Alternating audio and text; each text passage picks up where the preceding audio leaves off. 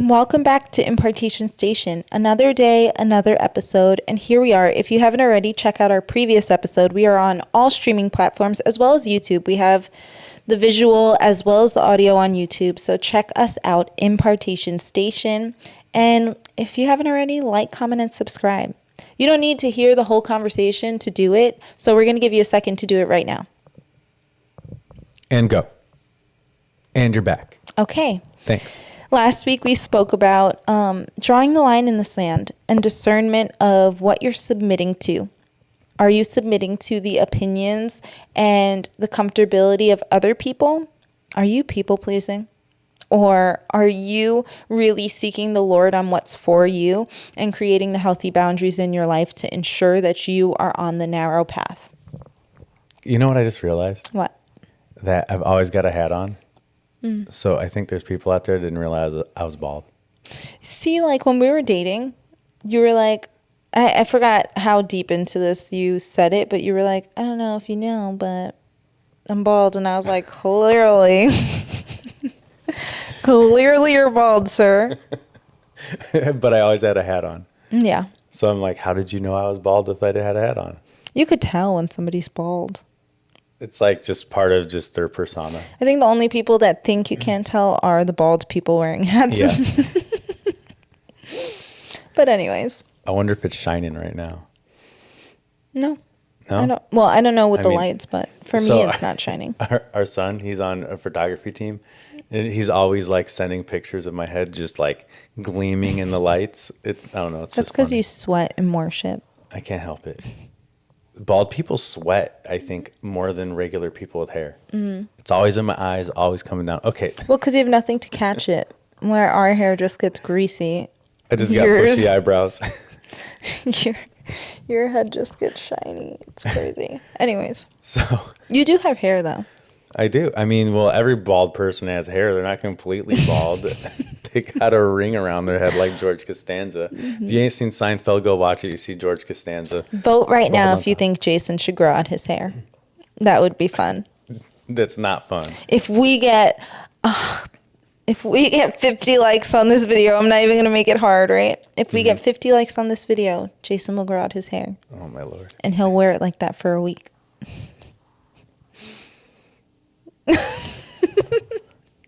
Okay, anyways, let's get into a deeper conversation. Anyways, so the past, month, you've had to support me through some hard things. Mm-hmm. And it's tough on you. Mm-hmm. And in our last episode, everybody's seen me apologize to you. Yeah. But that's because, I was dealing with some deep down roots. Which, thank you guys for the feedback on that, because when the video happened, when we recorded, when the moment happened, I was like, this is interesting. But it was so raw and so real, and it was just an organic moment. The Lord revealed something and you received it, and it was awesome. But in editing it, I'm not going to lie, I was like, do we keep this in? Yeah, you weren't about it. Ultimately, we kept it in. Mm-hmm. And the feedback that you guys have given us on just that moment, being very impactful for you, and knowing that it's okay that we're imperfect and there's always room to grow, and there's always room for redemption and repairing things and building back what the enemy tries to steal. Mm-hmm. So we appreciate the comments. We appreciate the feedback. We appreciate the private messages, and keep doing it. Yeah, but you've been really supportive of me, mm-hmm. and these are deep down roots, and this isn't like some crazy thing that I did. It's just things that's happened to me mm-hmm. as a kid. It's just trauma, and how God's so good on the way He reveals things, because a lot of it was like He revealed the moment that it initially happened to me, mm-hmm. and then multiple times after that. Mm-hmm. And I didn't even remember those until I started to deal with that first moment. And we're going through a book called Soul Care, and we love this book. Okay? Yeah, we read it every year. And but he begins to reveal things in traumatic experiences, because our traumatic experiences that happen in our childhood begin to reflect in our adulthood. So like when you hear things like, oh, this is coming back, and it's like no, what comes back is the behavior that happens from the trauma. Like, I'm like, man, I'm pushing my wife away, and it's not me pushing her away, it's that there's a trigger response for the trauma that happened to me as a child, and it upset her, which we had the conversation about, but it also allowed me to dig deeper by listening to her even being upset, but it allowed me to go deeper with the Lord. And then the hard conversation is because what happened, like there's a lot of shame that goes along with it. There's a lot of things that are like, God, why did this happen? Where were you in this? Yeah. And well, I think in relationship with anyone, we're all going to have different things that come up for us, different things that we have dealt with in our lives that revisit, that surface, the behaviors associated with it, and they impact those that are closest to us. And this isn't like isolated to one person in a relationship, right? I have triggers. I have things that I go through. I have things that come up from my childhood or from my adulthood and experiences I've had in my life that have hurt me or caused, like rips in my identity that I need to not just like keep in line, but also process and dig through. So in relationship, I think our first year of marriage, which we've spoken about, juicy story, guys, go check it out. But in our first year of marriage, where we were failing was that we weren't in a place where we were able to see the other person because we were so focused on how we were feeling at the time. Whereas now we're doing better.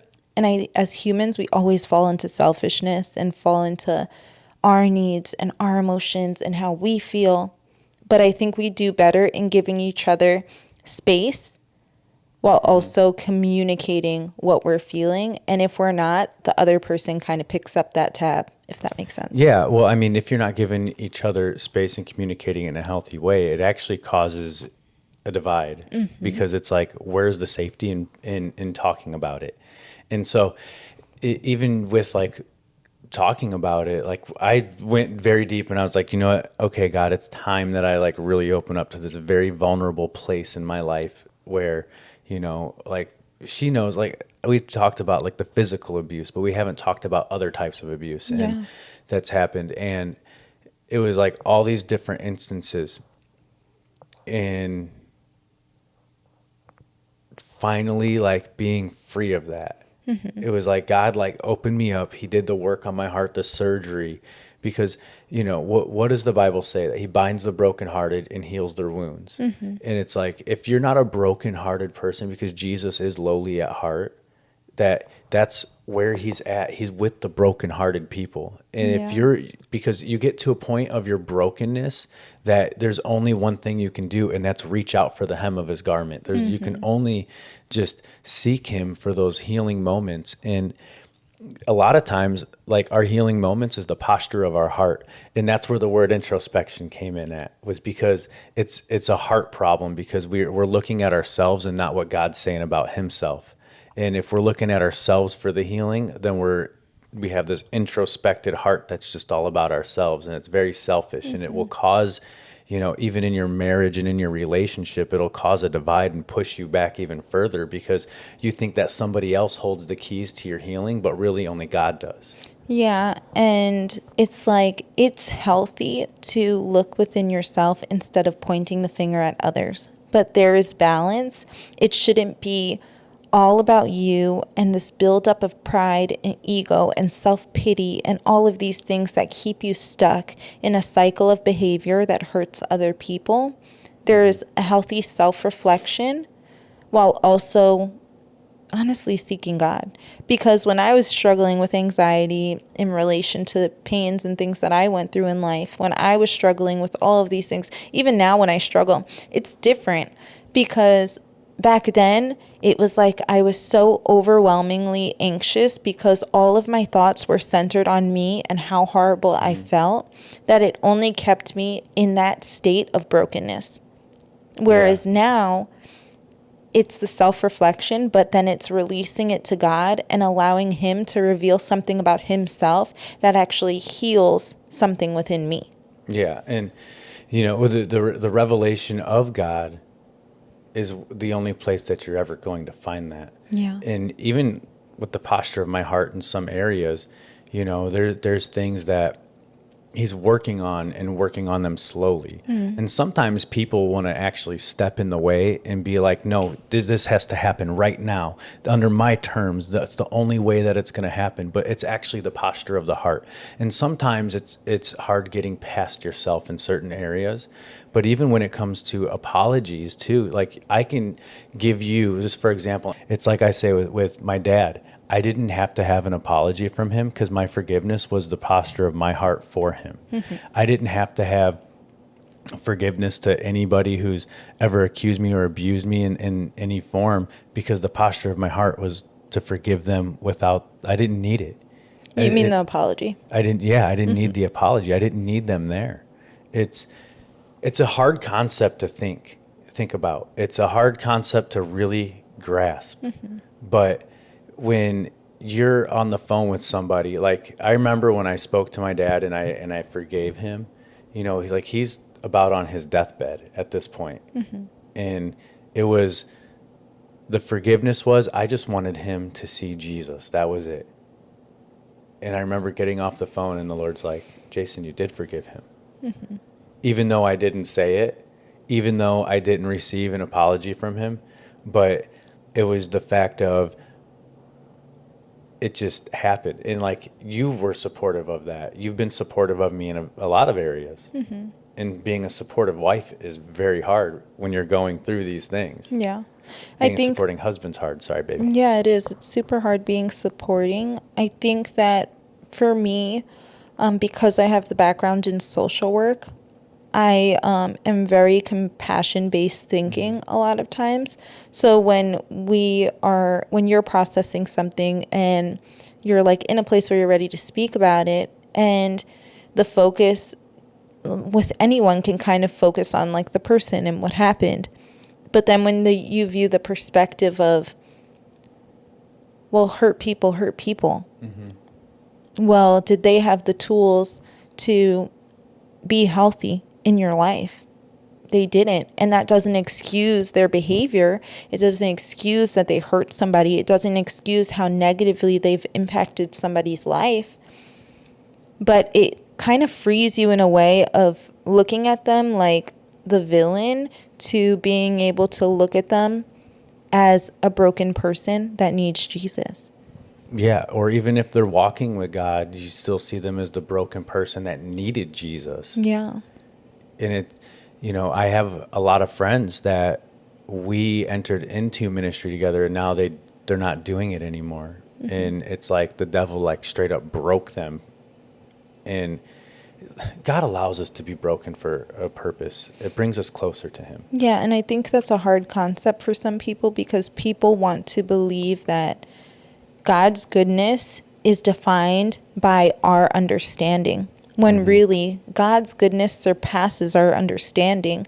God will allow whatever needs to happen according to his will because he sees the whole picture. He will allow things to happen if it means that it's going to bring us closer to him. If it means it's going to bring sustainable freedom and healing. If it means it's going to strengthen our relationship for the long run. God goes after sustainability in relationship with him. He is not looking to give us the quick fix that tickles our ears and tickles our hearts, and then the next week we're back in shambles. Yeah, and that's why the Bible says to not judge, too. Like it's he's our vindicator. He's the one that sets us free. That's the only person that's ever going to set you free. You can say things to me, but I know I've apologized to you. I know you've said things and apologized I've apologized, to me. yeah. But even at that moment, it's like, Like not wanting to receive it? Yeah. But then even so, like when you went through counseling, it was one of those things where it was like, it literally worked, like God worked in such a way where he walked you through a process of forgiveness in all these other areas that even though I may have apologized, or even though I may have done it again and whatever, it was like, no, like the Lord continued to do a work in a surgery on your heart to change the lens and the way that you perceived me, to come alongside me and support me, because it's the same thing with me too, where when I'm in counseling, it's like now the lens is shifting to come alongside you and support you. And to go ahead. Well, and that's the thing. It's like in my counseling journey, which I'm always open to counseling. I'm like, Lord, if I need it again, like lead me in it, Lord. You know what I mean? We need to seek the right outlets for help and not just listen or go to every person. And counseling for me was very beneficial. And I'm not too good or too perfect to not seek help. And that should go for every one of you guys. If you feel like you can't seek help because of how it's going to make you look, actually, that's the healthiest, boldest, strongest thing you can do is say you need help. Yeah, and if you're looking to get closer to God too, like this is the thing, is that if you go to a secular counselor, you're going to get a worldly answer. But if you go to a biblical counselor, you're going to get a biblical answer. You're going to get a godly answer. Yeah, and it's interesting because we actually spoke with somebody this past week who was saying they went through some form of counseling or classes, and how it gave them the logical understanding and the coping skills, but it wasn't until relationship with God that it dealt with the root that uprooted the sin, because it exposed what was going on deeper inside instead of just coping with the reaction to what's going on deeper inside. And with that, it's my counseling journey was a series of steps that helped me to fix my eyes on Jesus. There's a story in the Bible where everyone on this boat is in panic because there's a storm. The boat is getting tossed to and fro, and everything is going crazy, and they feel like they are about to die. And they're focused so hard on this storm that they wake Jesus up, and he's sleeping on the boat with them. And Jesus says, "Ye of little faith, I believe." And he rebukes the storm. He rebukes the waves or the wind? Wind and the waves. He rebukes the wind and the waves, and everything calms. And in reading that, it's like we need to find our rest in Jesus, because God is seated on the throne no matter what we're going through. In that case, seated on the boat. And that revelation of I need to take my eyes off the storm and put my eyes on Jesus, in the same way Peter walked on water. There's so many instances in the Bible that really reveal our need to turn our eyes to Jesus. And that's what my counseling journey was. It was like I was sitting in all of this unforgiveness, sitting in this feeling unloved, feeling unheard, feeling misunderstood, feeling devalued as a person in my relationship. And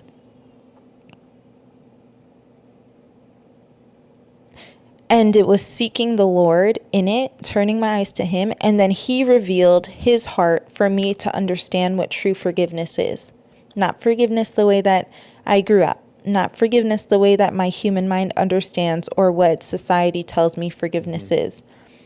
Not an apology, but me forgiving to release myself from the burden and the poison that was keeping me stuck. Yeah. And I think that in relationship, like you said, there's seasons where I'm going to need to support you because you're processing things, and a lot is coming up for you in that season. But there's also going to be seasons where you need to come alongside me and support me, because I'm going to be processing things and things are going to be coming up for me. And I think where a lot of marriages have difficulty is similar to what we experience, in that you're going through something and then your triggered state triggers me, and then I'm simultaneously going through the effects of it. and then we both want each other to be there for us at the same time. But we can't, because we're both not in a place to be there for each other at the same time. So one person needs to put themselves aside to serve and support and love and encourage the other person in the way that needs them, that's healthy, that's going to support them according to their needs, without thinking that that diminishes how they feel and the things that they go through. Yeah, well, that reminds me of something. It's are we acting or reacting? Because if we're acting, we're going to be acting in support. We're going to be doing action steps that help us, come closer to each other, come alongside each other, and walk through it together. But if we're reacting, it's always like, oh no, that hurts me. Now I'm going to tell you how bad it hurts me. And now it's actually going to make it harder for you to even go through what you're going through, because it begins to literally puts a door in between you. It's like it closes the door. Yeah. And it's like any bit of safety. And for women, that's a big thing, because women want to feel safe with their husband. Yeah. And if a husband's being reactionary, it's going to close them off. And vice versa. It's going to close the husband off. It's the same thing with the husbands as well. I mean, I was talking to somebody the other day that said that when they express something to their spouse as a man, there's a reaction that the person can have that can cause them to shut down and not want to share anymore. That's a fact. And that's because both parties need safety. It's not like a man or woman issue. It's a everyone thing. Like when you are in a place of wanting to be vulnerable and the person's not providing the safety for you to do that, then it kind of makes you want to shut down from being vulnerable altogether. Well, that's like what you just said, that's the letting the water in the boat. That's oh my gosh, there's the storm, the waves are crashing, and it's like not even realizing Jesus is in the boat with you guys the whole entire time. Yeah. Instead, you're looking at everything that's happening and crashing around you, and you're like, oh man. And then you wake Jesus up only for him to rebuke the wind and the waves, but you didn't even need him to rebuke the wind and the waves, because he was already at peace. Exactly. In the boat the whole time. Exactly. And, that's why he is the Prince of Peace, because he is the presence of peace. And if you focus on him, even being in the boat, you're going to experience that same peace and that same rest that he was doing in that boat at that time. Yeah, and there's so many reactions people have to vulnerability. There's if you share something vulnerable with me, I might want to fix it. And I might try giving you all of the ways that we can fix this and things we can do. But you might not need that in that moment. You might just need me to sit there and listen. Yeah. I might want to be silent because I don't know what to say, but you might not need silence in that moment. You might need affirmation. And this is why it's so important to be able to communicate not only what we're feeling, but what we need in that moment. So going into these vulnerable conversations and vulnerable moments and saying, hey, I want to share something with you, and I just need you to listen. Then that's preparing the space and preparing your partner, because your partner's not a mind reader either. They don't know what you need. Granted, when you're together for a long time, you might start to be able to pick up on the cues of what your partner needs, but not all the time are you going to know that. That's why healthy communication is so important. And can I give an example? Do you mind? Yeah. And with Jason kind of processing this severe childhood trauma that he that had started kind of bubbling up for him emotionally, it's like your response typically is disconnection, because you're dealing with a lot, and that's just how your body has responded since you were younger. And that disconnection often for me triggers my rejection that I've struggled with in the past. And it triggers those feelings of rejection, of unworthiness of love, because the person that I love the most, the person that's closest to me, isn't in a place to connect.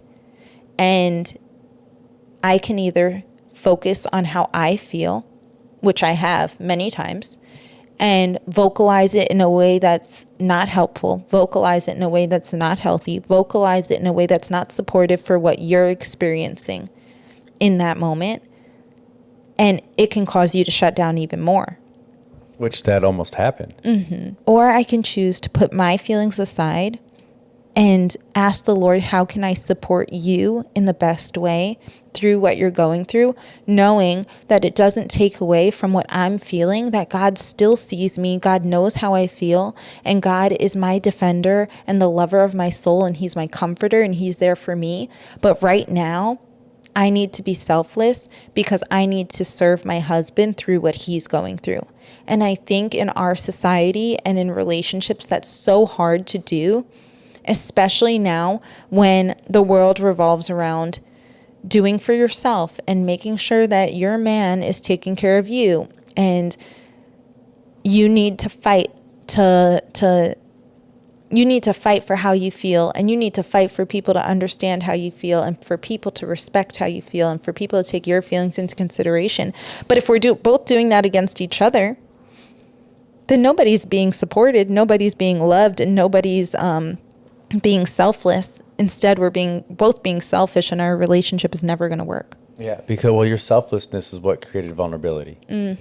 Your selflessness is what allowed me to open up and actually share this with you. And then it actually, as I was sharing it with you, I was like, it's like the Lord was reminding me of other instances.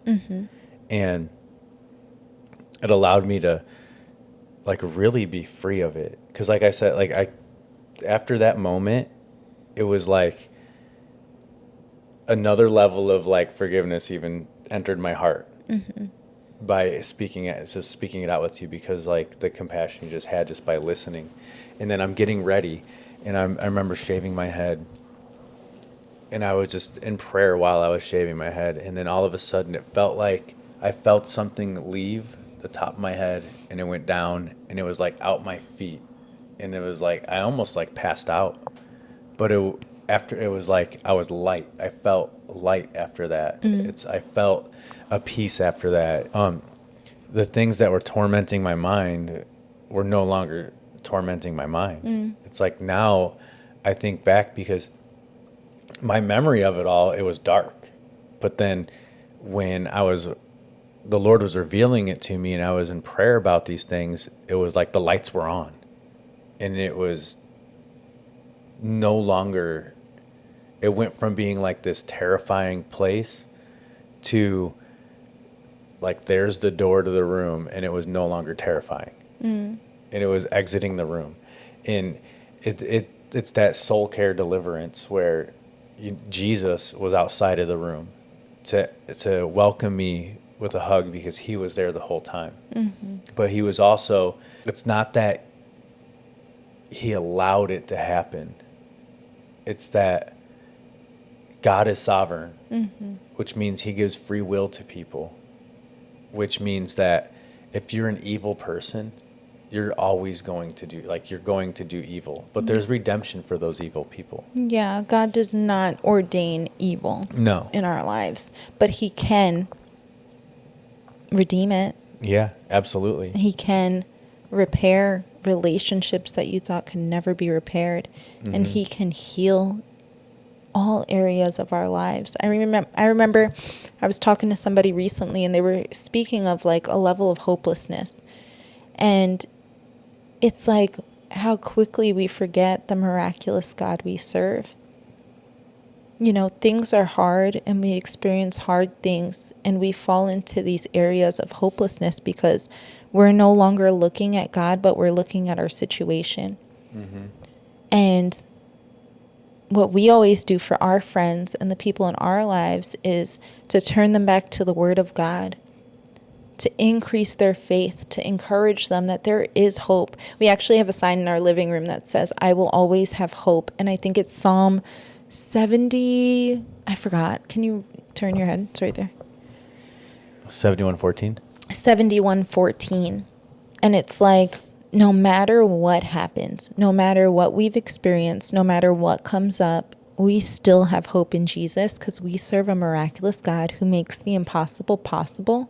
And even if it's not in our timing of when we want things to get better, of when we want things to be fixed or worked out or understood, or of when we want to understand the whole picture, we know that he knows the whole picture, and that he's good, and that he loves us. And I think that's the difference of hopelessness, is turning our eyes to Jesus to know that our hope is in him. Well, you have to, like, there's a point where you realize that it's written over and over again that God is the justifier, you know, and I believe it is Psalm 51 where he says, David says this, I